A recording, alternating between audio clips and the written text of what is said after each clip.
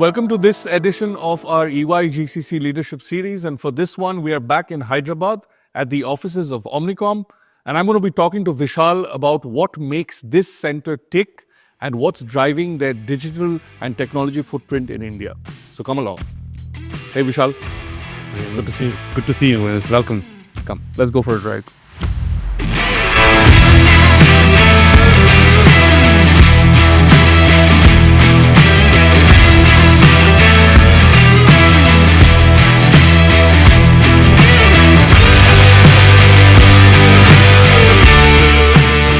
So Vishal, tell me about why you guys chose Hyderabad as a location. It's a long story a bit. Post-COVID, I visited Hyderabad as part of Omnicom's acquisition strategy. We were reviewing a company in Hyderabad. Right. And when I came to Hyderabad, after going through that whole process and getting exposed to the infrastructure and the possibilities of opportunities in Hyderabad, I was so impressed. Then I want to make sure that we as an organization needs to have our footprint here. So in July 2021, I decided to move. We had absolutely nothing in Hyderabad.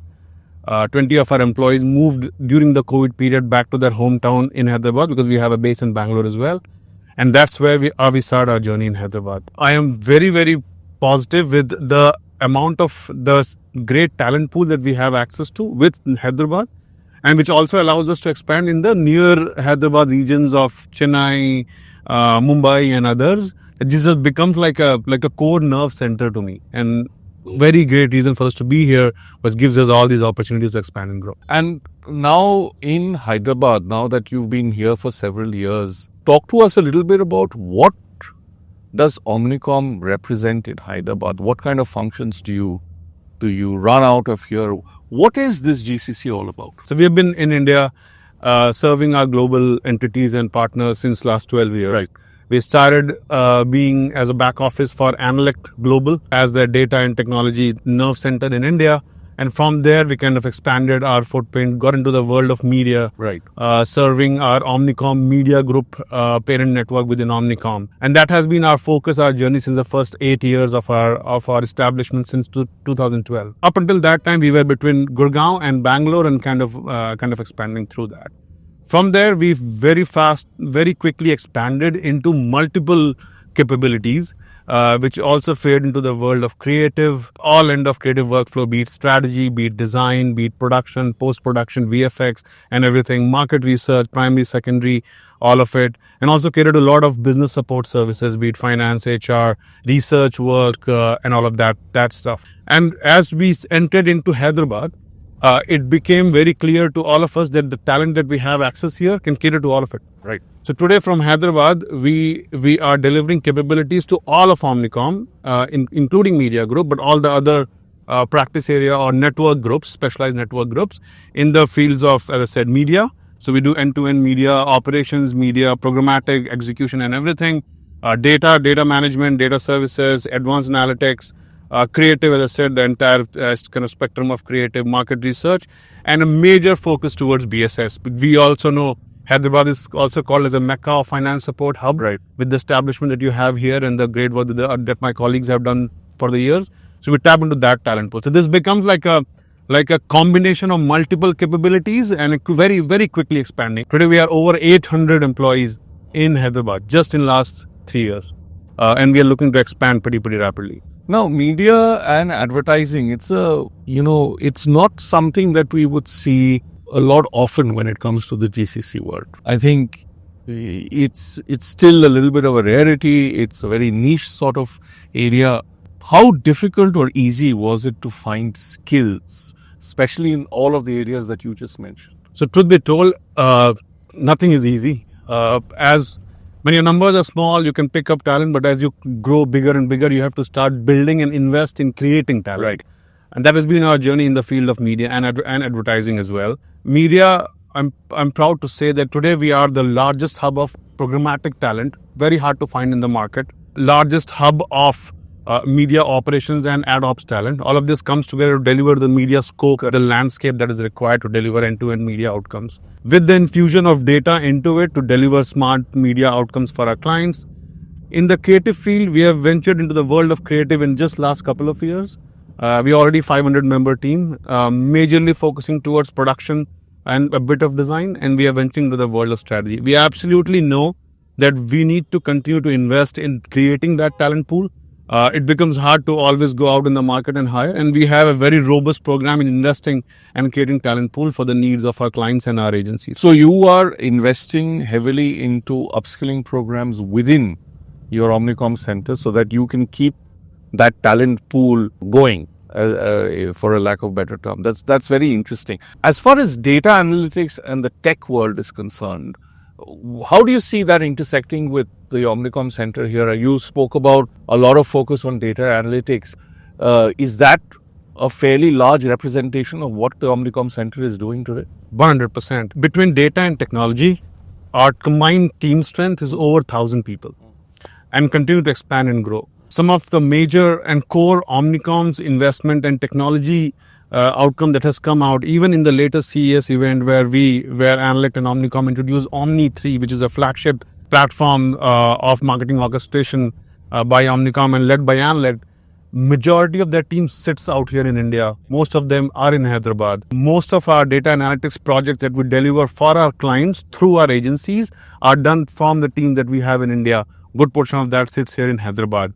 So we see a very strong integration with our data and technology expertise that deliver value not just towards the products and services that are internal facing of Omnicom, but are largely facing towards our clients that we deliver as an outcome. And that's the core fundamental difference we have seen in our maturity curve over years, where we have from being a back office supporting internal programs to extrapolating and getting into a zone where we now deliver direct client outcomes, direct client inputs, being a part of the pitch process, because the value that we offer to Omnicom and its clients are tremendous. So you are effectively saying that you are not just a GCC that is only catering to your internal stakeholders. You are a GCC that is also looking at the external world, have a direct connect with your consumer, for a lack of better term, and you understand well what that market needs. On a very different note, Vishal, we were chatting earlier. What is your vision on the evolution of tier 2 cities in the country as far as GCCs are concerned?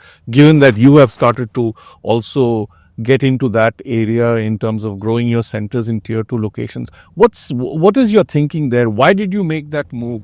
What's the benefit that you see? Personally, I love all the tier 2 cities that we have a massive opportunity to impact. As organization leaders, I think we have a lot that we can do and we should be doing. And as an organization, we are absolutely committed towards that. We are extremely impressed. I'm personally very impressed with the talent access that we get. We already have a major establishment in Coimbatore, which is our first tier 2 approach towards delivering great talent into our core centers and core businesses. We are seeing major success out of that. We have already done a lot of investment in building talent in the media front, on the technology side. We are continuing to do it on the creative side. The best thing that we see from tier 2 is the access to the nearby education institution. That makes it a lot more charming for organizations like us, because one, you get to establish something in the city. You get access to the education infrastructure around it. You don't have to wander around multiple places. You can bring them into the zone, train them, and invest in their upskilling to the needs that you have, and then from there deliver or deploy them into the centers where it is required, depending on what accounts you are delivering. Just a quick example: last year we won a major retail giant.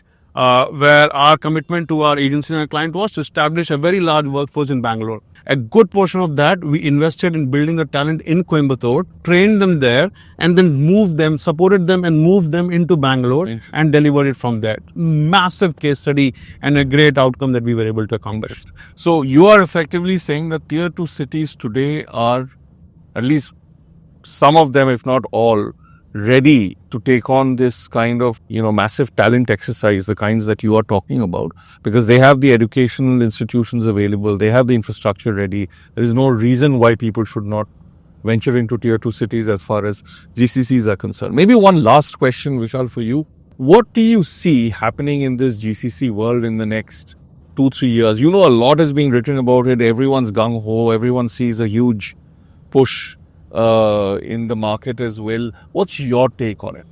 Arindam, I don't think a conversation can end without Gen AI into it. Right. I think, especially for all of us GCC leaders, I think it is extremely important to stay in front of that evolution. get our workforce enabled and literate towards Gen AI mindset. It might not be in and out entirely. It might be a learning curve for all of us. It might have different maturity, different stages of our operational processes or of our client outcome processes, wherever. But I think it is very, very critical for us to invest and make sure that our organization is Gen AI enabled and Gen AI literate very, very soon, so that we can build a workforce that is not only leveraging Gen AI to deliver great client outcomes, but also imparting Gen AI knowledge to their peers that are also getting ready to come up into our professional ecosystem. I think that's where we can make a major impact, and it is coming our way very fast. Oh, that's excellent. So Gen AI, now even more so agentic AI, etc., that people are talking about, you believe that that's going to have a massive impact on the evolution of the GCC ecosystem at large. We spoke about agentic AI and all that we have done in the field of agentic AI, and we've already been investing massively in creating agents that our people are now actively using. We have live use cases going out that not only are impacting our client work, but also internal operation efficiency. I think even if GCCs can start making their internal operations efficient and drive a lot of outcomes from that, it will just pave the way for them to deliver greater results in the long run. So yeah, we are way ahead on that and looking forward to do more for our workforce. That's excellent, Vishal. Thank you for that. And thank you for your time. It was a pleasure talking to you. And for those listening in, thank you so much for tuning in to this episode of the EY GCC Leadership Series. We'll be back soon with the next one. Till then, take care and thank you again.